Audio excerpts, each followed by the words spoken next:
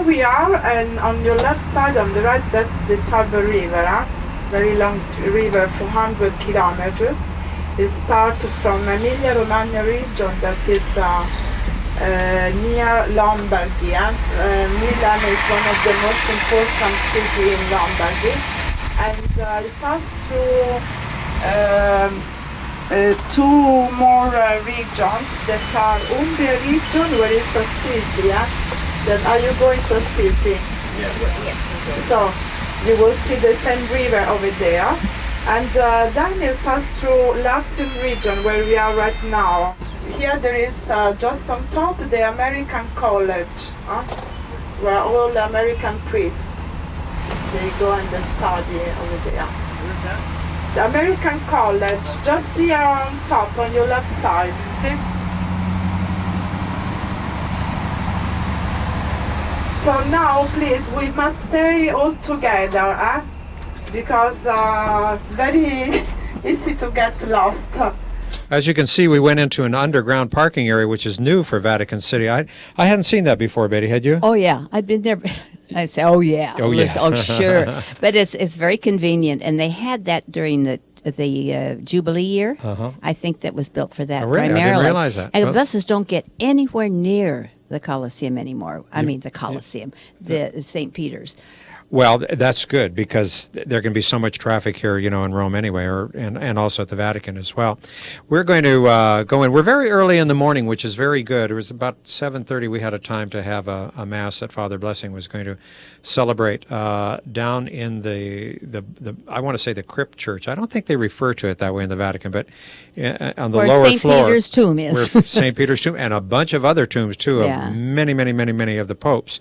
And so that's, this is great. And if you are visiting Rome and the Vatican, boy, if you can get there early in the morning like this, see, this is a Wednesday, and they're setting up for the papal audience that's going to be there. Oh, but I did want to show you, I got some really nice shots of Michelangelo's dome there. Isn't that something, Beautiful. that dome? Just absolutely incredible, But you know that the interior, do you have any idea the dimensions of the interior of the dome? Big. Well, I would tell you, I really Okay. know the statistics. It's 137 feet. And it's the largest, that's the interior diameter of it. And it's Of the one dome. yeah. And it's one of the largest in the world. It's great. Just fantastic. What you're looking at here, we're looking at what we were looking at is the main altar, and only the Pope can celebrate Mass there. But what you're looking at now is the chair of St. Peter, that the Holy Spirit window is right behind that, and that's the furthest nave that you can go. And there is the tomb of St. Peter, which is under the main altar, as you can see here, and there's the casket that holds his remains right there. Now, we're also down in that particular area as Father Blessing is celebrating Mass in one of the many little chapels that are here under the main floor of St. Peter's Basilica. Now we're back upstairs again. As you can see, it's very dark there, but there's a chair that is right there, and they call that the chair of St. Peter. The first time I went here, this was all set up for Vatican II, Betty. They had all of the not the scaffolding, but what do you call it, the chairs set up there, and I was able to go to Mass there. But that, of course, was many years ago. And of course, right now, as I said, if you can get in early in the morning like we did, because we're going to come back later on, and then the entire basilica is absolutely packed with people. But right now we have the opportunity to kind of enjoy it, have it almost to ourselves. Huh? Marv, that place is big enough that you could put a whole pack of people in there and you could still see one. Not like the Sistine Chapel. Now that's something else again. But the magnitude of this church. Oh, it's so big. The length of it. Do you remember? We stood there and it... You know what, you brought up an interesting point, because right on the floor as you walk in, you can see they have it marked off what the other major cathedrals of the world, they would only come up to this point, and they would only come up to this point. And that's right there in the marble floors, and they've done that, which makes it very interesting, because then you can sort of get an appreciation of the enormity of the basilica itself.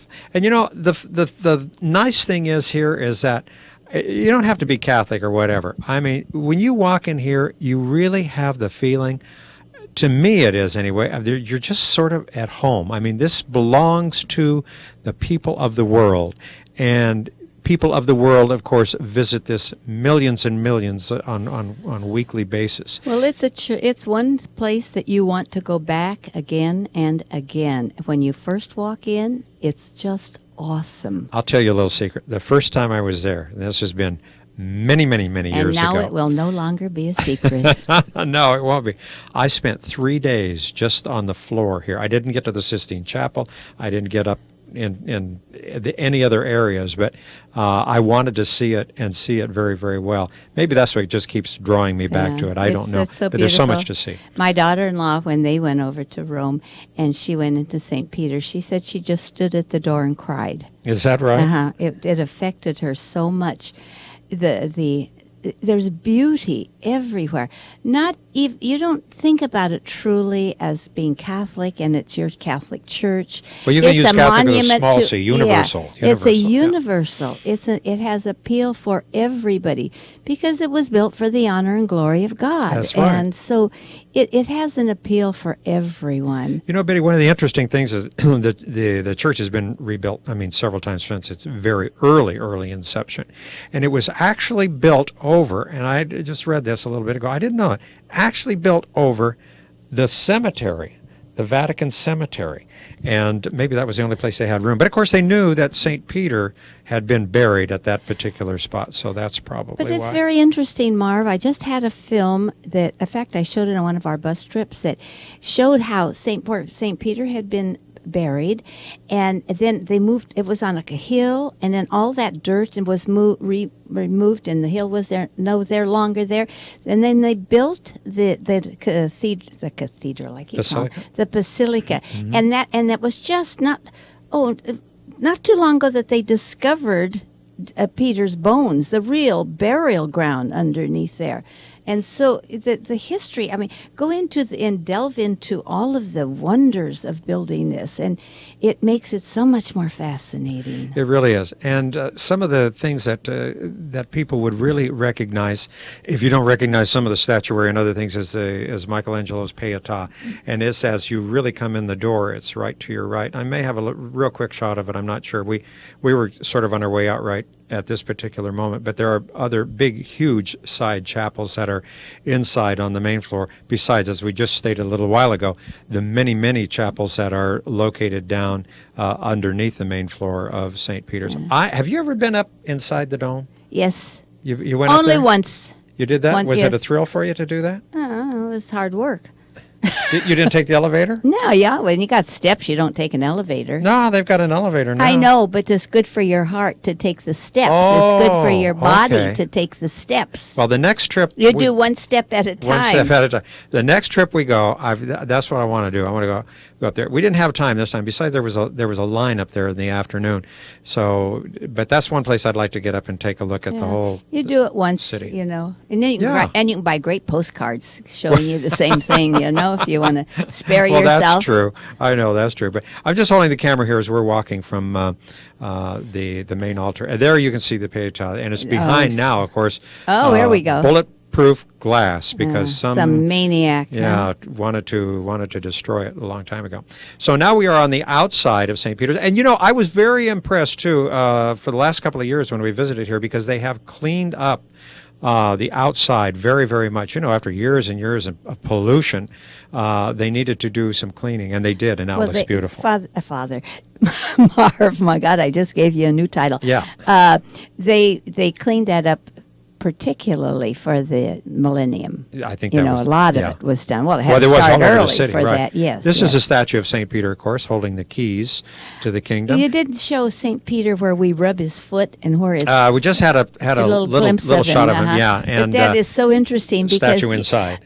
You rub where all the thousands, millions, I guess, of people that have Rubbed his big toe. big foot, and it's just as polished and unique.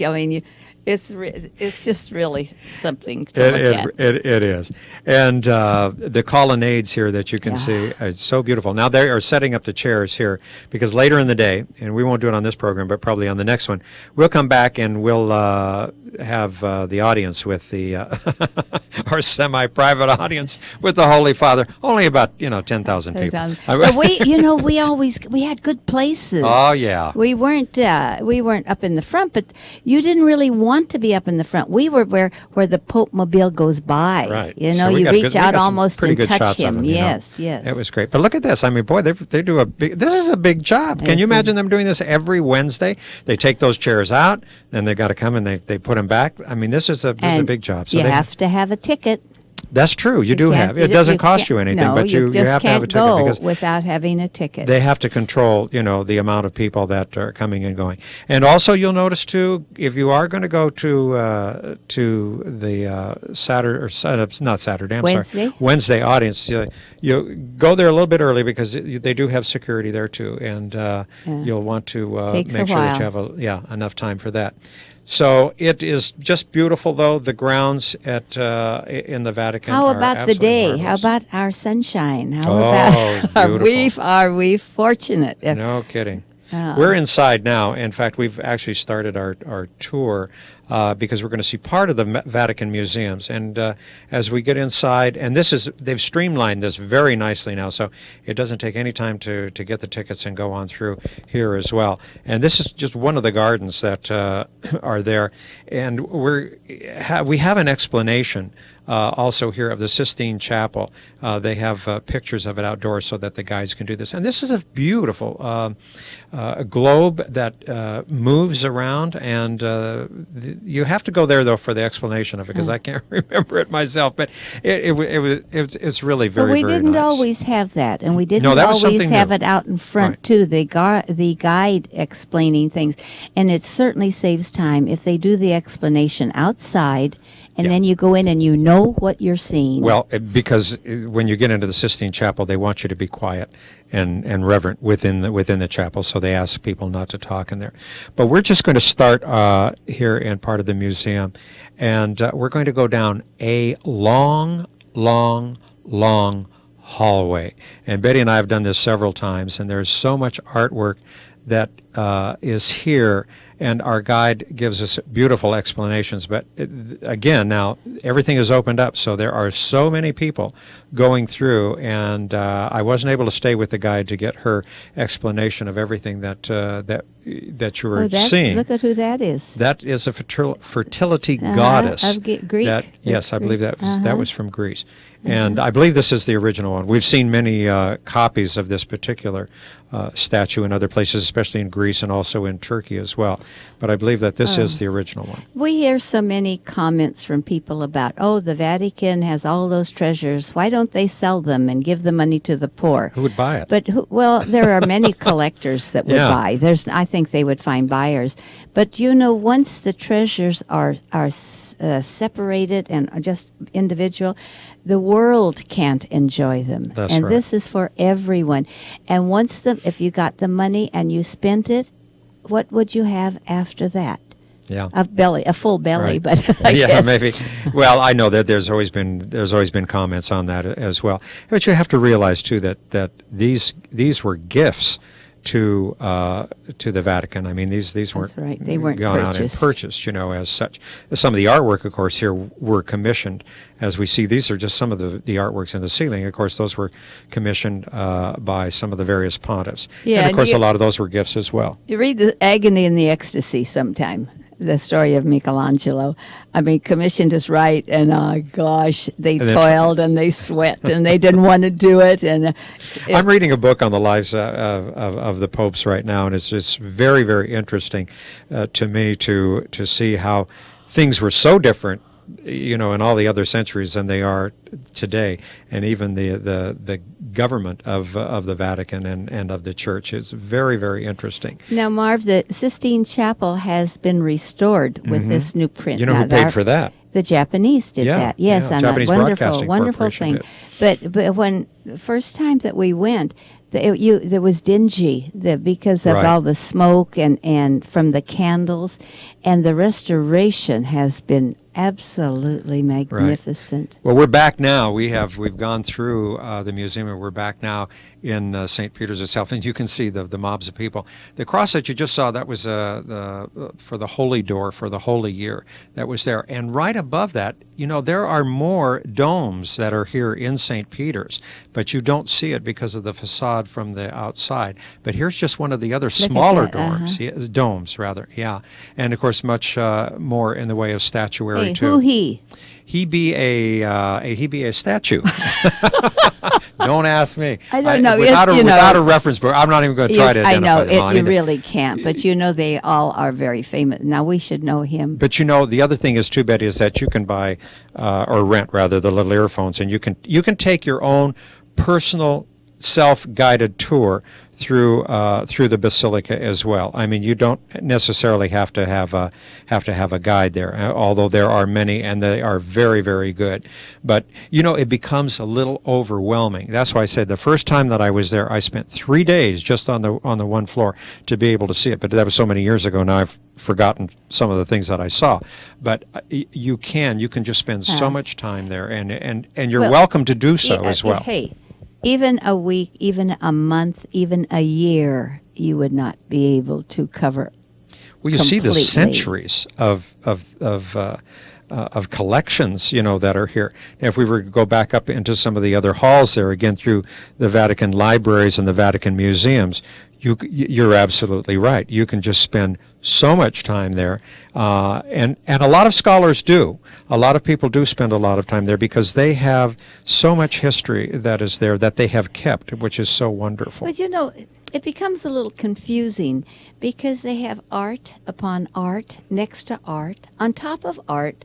I mean, you get disoriented actually with so much to see. Well, where that is true throughout the whole city of Rome. Wow. As you're going through Rome and you see, I just want to point out, this is Bernini's great columns that we can see here over the main papal altar that we see, and of course that altar also sits right over the tomb of St. Peter's. And here's that statue Betty was talking about inside. Where's his foot, Marv? They rubbed it away, I think.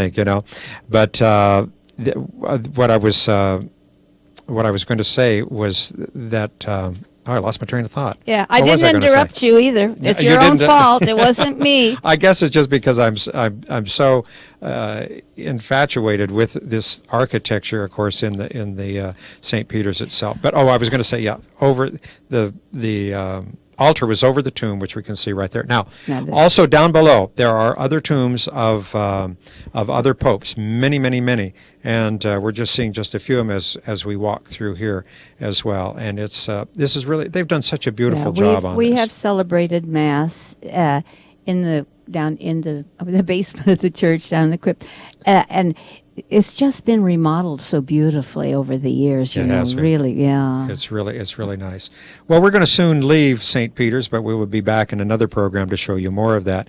And as we do now, we're going to go into outside of Vatican City, into the city of Rome, because there is so much more here to see. So let's listen to our guide. You see on the top 3 palaces. The stairway and the palaces were projected by Michelangelo. Michelangelo was the architect of this place. And actually in the palace in front of you, today there is the municipality of Rome, the city hall of Rome. The other 2 palaces are 2 important museums. And this is the church of the Aracelli. Aracelli means the altar of the sky, because the church was built so high on the top of the hill. Inside we have the remains of Saint Helen in this church. Okay, and now we are in Piazza Venezia, Venice Square. Venice Square was named Venice after the Venice Palace, which is one of the most important buildings.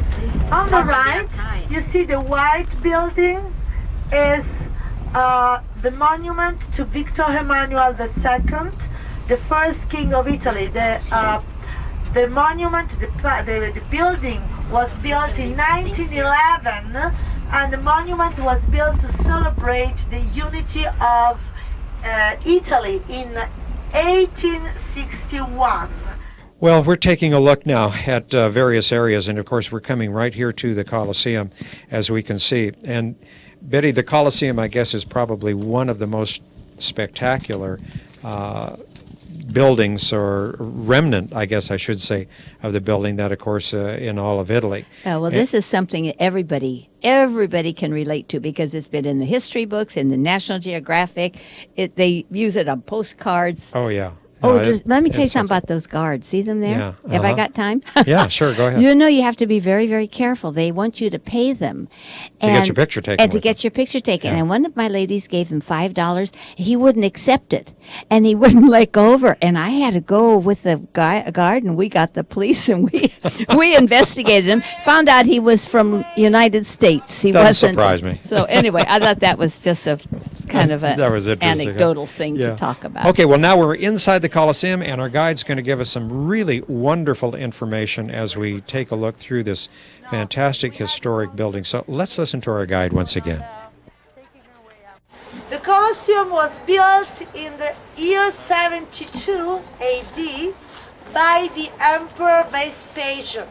Vespasian, Titus, and Domitian, three emperors from the same family, the Flavians. So the name of this place was the Flavian Amphitheater. The name Colosseum was given to this place much later, in the Middle Age. The name is because colossal, huge. This was the biggest theater in the Roman Empire. Inside could sit about 70,000 spectators.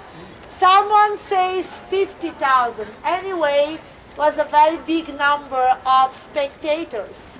So I told you the shape was like oval, an ellipse.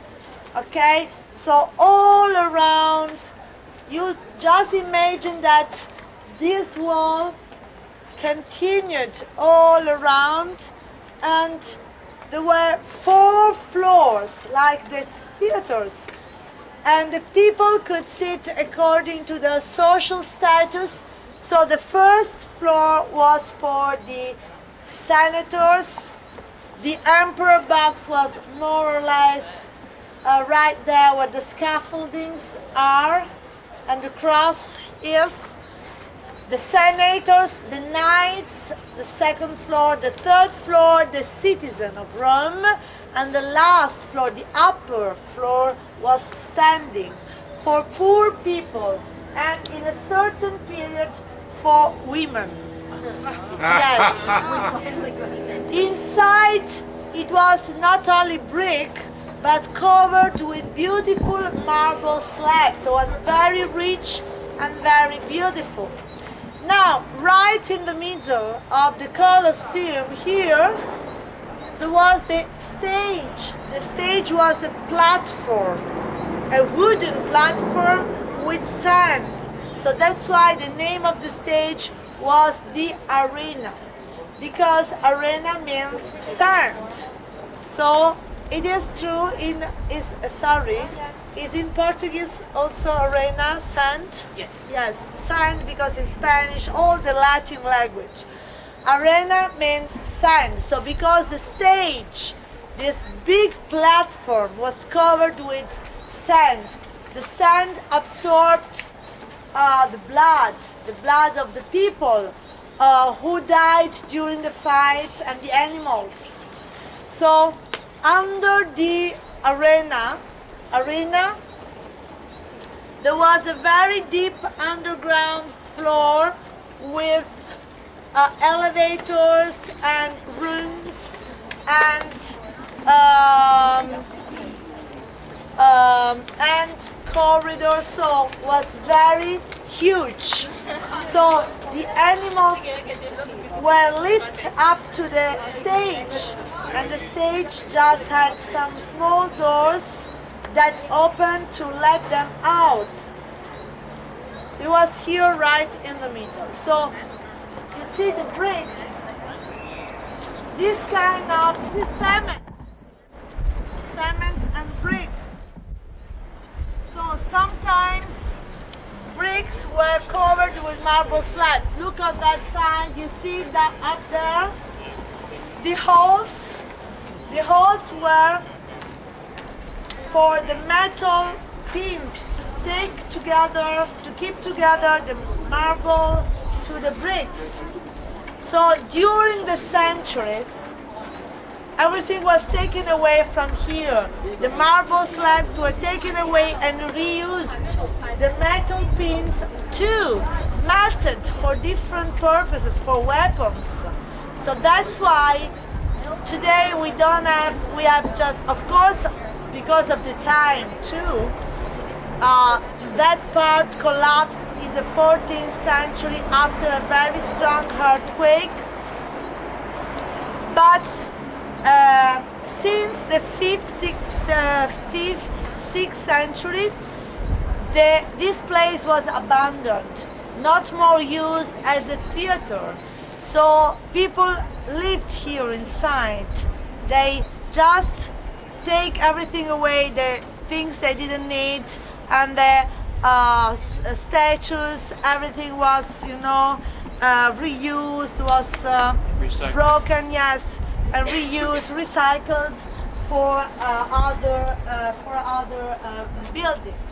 Well, Betty, this was one of the greatest visits that I've had to the Colosseum, and I thought our guide was just really very, very, very good. And you can see that they're still doing an awful lot of restoration work here, which is a wonderful thing that they are doing that.